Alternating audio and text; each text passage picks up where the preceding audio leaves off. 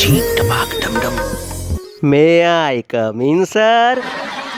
હા કમલેશ, આવ બેસ. બોલો સાહેબ, શું કહો છો તમે? હું વિચાર કરું છું કે આ ઉત્તરાયણ આપણે આપણા ઓફિસમાં મનાવીએ. કેમ, ભાભી જોડે કોઈ મેટર થઈ છે કે હું? તો હું ભાભી, આ તો હું તને મારા મનની ભાવના કહું છું. મનની ભાવના કે ઓફિસ વાળી ભાવના? અરે શું સાહેબ, તમે પણ ટેન્શન લો છો. કોઈ નથી ઓફિસમાં. અચ્છા, એ બધી વાત છોડ. આપણે ઉત્તરાયણમાં કઈ કઈ વસ્તુની જરૂર પડે એ તું મને ખાલી કે. ઉત્તરાયણમાં તો સાહેબ પતંગ, ફિરકી, તલના લાડુ, ચીકી, ઊંધિયું, બહુ બધી વસ્તુની જરૂર પડે. હા તો એક કામ કર, હા બોલો. હું તને પૈસા આપું છું તો આ બધી વસ્તુ જોઈ લેજે, બરાબર? હા તો કઈ વાંધો નહીં, તમે મને ટ્રાન્સફર કરી દો, હું બધું મારી રીતે જોઈ લઈશ. આ ઉત્તરાયણ તો ખૂબ જ સારી રીતે અહીંયા ઓફિસમાં મનાવવાની છે. હા ઓકે બોસ, ચલો મળીએ હા ઉત્તરાયણ પર. ભાવના ભાવના ભાવના, આજે તો તું ફિરકી પકડશે અને હું પતંગ ચગાવીશ.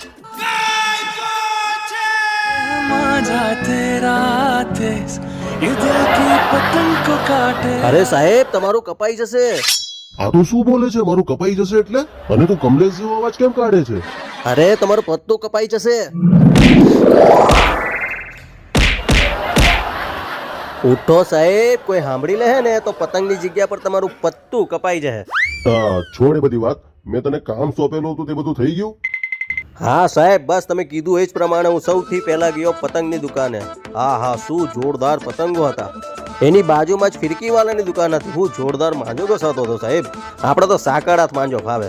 અને પછી હું ગયો તલના લાડુ અને ચીકી જો. આહા, મોંમાં પાણી આવી ગયું સાહેબ.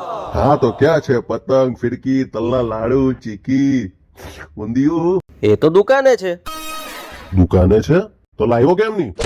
યાદ કરો સાહેબ, તમે શું કીધું તું? હું તને પૈસા આપું છું તો આ બધી વસ્તુ જોઈ લેજે, બરાબર? તમે ખાલી જોવાનું કીધું તું, લાવવાનું થોડું કીધું તું. અરે તો તે પૈસાનું કર્યું શું?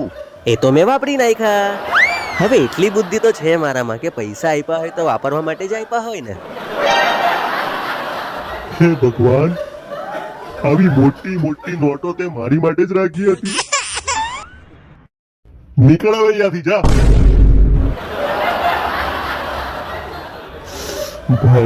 ભાવના, લાગે છે આ ઉત્તરાયણ પણ તારી જોડે નહીં મેળ. ભાવના.